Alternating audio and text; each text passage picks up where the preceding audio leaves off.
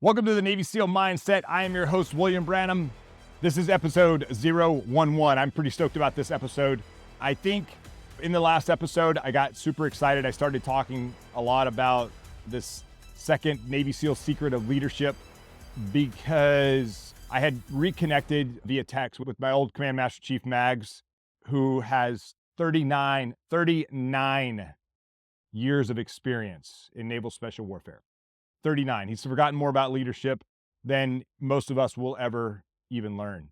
So I'm stoked to reconnect with him, to connect with him while I'm out in California over the next few weeks. If you haven't realized it, I'm pretty stoked about that. So I started diving into the second SEAL secret without going into the first SEAL secret. So again, just to recap, first SEAL secret of leadership is there to multitask like a Navy SEAL. The secret is there's no such thing as multitasking. You have to, if you're in a gunfight, there's only three things that matter. You have to shoot, you have to move, and you have to communicate. Nothing else matters. Nothing else that you do in the world matters other than those three things. And you can only do one of those things very well at a time. And in order to get out of a gunfight, in order to lead, in order to do whatever it is, you have to shoot, you have to move, and you have to communicate. So that's Navy SEAL secret number one. No such thing as multitasking. Navy SEAL secret number two, I like to say leaders get no bullets. So I started telling the story last episode. Myself, the task unit commander, and the training cadre are watching the team start to learn how to be in a gunfight, how to learn how to do land warfare training. And really, you get contacted by the enemy. There are these targets that are downrange. Fort Chaffee is a fantastic place to train because you have, I think we had 270 degrees of fire depending on where we were. We didn't have a full 360 degrees because we have guys there on the range with us, back loading bullets, taking a break.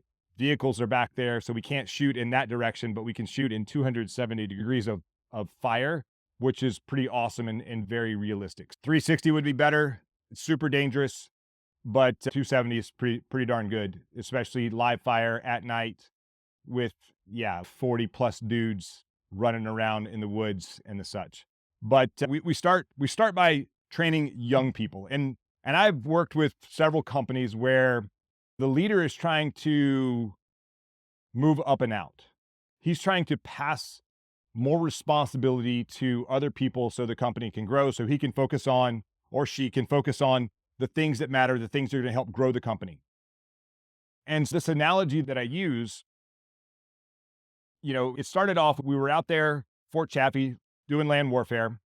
And the task unit commander that I had, he would run up behind these young officers who were supposed to be making the calls and start yelling, "OODA loop, OODA loop, OODA loop." And I'm like, shut the fuck up, shut the fuck up, shut the fuck up. But it was just super distracting and it wasn't useful. I'm like, OODA loop. What are you talking about? Why are you saying that? Number one, I've always hated that word, OODA loop, mostly because I didn't really understand it. I thought it was useless, but that's actually secret number three that we'll go into in the next episode. Just a little foreshadowing there. But anyway, I'm watching him freak out, and it wasn't very effective what he was doing.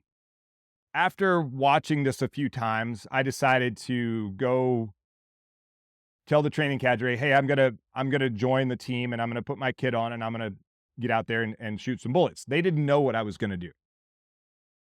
And I've done this for several task units, several cycles, and it's been very effective in training young leaders. And I've done something similar to this within the corporate environment. So it works. I'm telling you, it works. But I also get a lot of flack when I post things like this on social media. When I say, I'll tell you the secret in just a minute.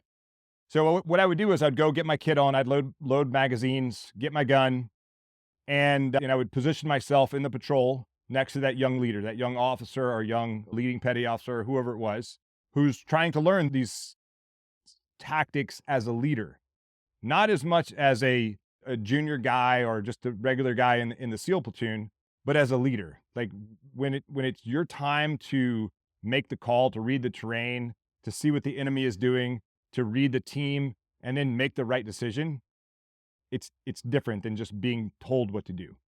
These are life or death. At the end of the day, these are life or death decisions that you're making on the battlefield. So I'd position myself next to that young leader and I would say, listen, I will help you if you get stuck. I will never undermine your authority. I will never make a call on the battlefield.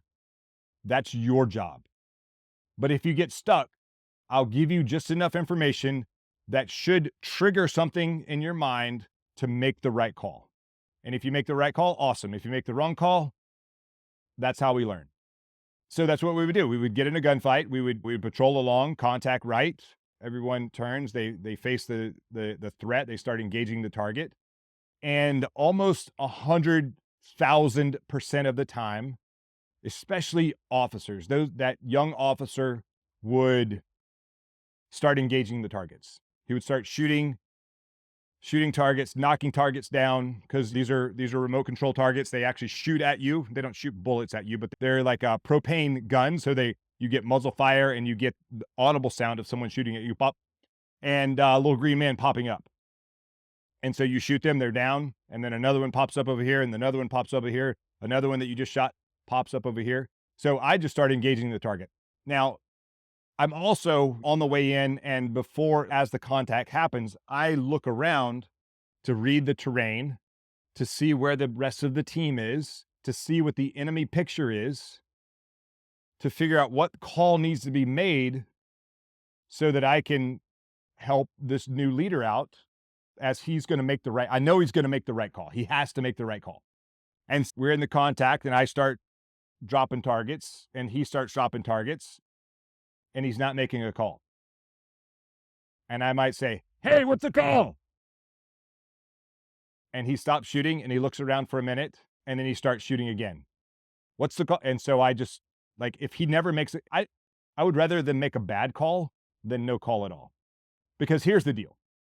If you sit there and just trade bullets with the enemy, the training is to get you to read the terrain. The training is to get you to learn the maneuvers. The training is to get you comfortable maneuvering around the battlefield. And eventually the leader makes a call. We maneuver. Maybe it was a good call. Maybe it was a bad call. We go back and we debrief. We do a couple more runs. Same thing happens. That leader's putting rounds downrange. So the next run, after 2 or 3 runs of that, I actually go to the leader and I say, listen, you get no more bullets. You get no bullets in your gun. Actually, you get one. You get one in the chamber and none in the magazine. You get to carry all the bullets on your chest, but you don't get to shoot. Your job is not to shoot. You better have that one round left in your magazine or in the chamber when we finish this run. I know because I am right next to you. I know whether you're shooting or not. And so SEAL leadership lesson number 2 is leaders get no bullets. Now, again, I posted this on social media and people like lose their mind. You've never served in combat. You'd never tell a Marine officer that. I would tell every officer on the planet that. And I'll explain why. So we go out this next run. We get into contact. Boom, boom, boom. Start shooting targets. That young leader feels neutered. All he knows is that he wants to shoot targets because that's what he's good at. And most of those guys are really good at dropping those targets. Really good. But here's the deal. When you're looking down the sights of your weapon and you're engaging the target, that's all you see. You can't see anything else. And those young leaders, why I would say, what's the call, or start putting pressure on them, is because that's all they saw. They saw little green men pop up out there, and all they could do was put their sights on them and knock them down. That's not your job as a leader. Your job as a leader is to lead. If you don't have the discipline to not shoot, then you get no bullets until you learn that discipline. It's not a punishment. I'm taking away the thing that makes them comfortable, which is shooting guns, which is super fun, which is why I like to do it, and which is why I would put myself not only to help train them from the deck plate level on how to lead and give them the information that they need, but also because it's fun. I like shooting guns. I like it a lot. One of the reasons I joined the SEAL teams. Oh, they shoot guns, blow stuff up, jump out of airplanes. Sign me up. Let's go. But those young leaders, they have to learn how to lead. And so I would take their bullets away. Leaders get no bullets. They would be there in the gunfight, feeling completely neutered. But now, since they're not looking down the sights of their weapon, they start looking at the enemy situation. They start looking at the team, and they start looking at the terrain. Now, when I tell them or give them some bit of information, hey, what about that ditch behind us? It gives them just enough information, or that hillside right over there. They start looking around and they start seeing the battlefield. They start reading the battlefield. They're able to see what's actually going on and start making calls. Again, it could be the right call. It could be the wrong call. That's not what's important right now. What was important at that point was that they stop looking down the sights of their weapon, engaging the targets, and they start leading. They start reading the battlefield. They start reading their people. They start reading the enemy. And then they make a call and we move. And every time you maneuver on the battlefield, every time you maneuver in business, every time you maneuver in leadership, when you tell your people, hey, go do this, there's going to be a reaction to that. And as you maneuver, your perspective is going to change. So again, if you're looking down the sights of your weapon, engaging the target, you're not going to see those changes on the battlefield.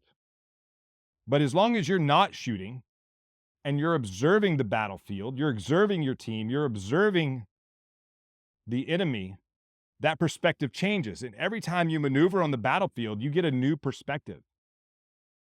And every time you get that new perspective, you learn a little bit more about what to do and how to do it.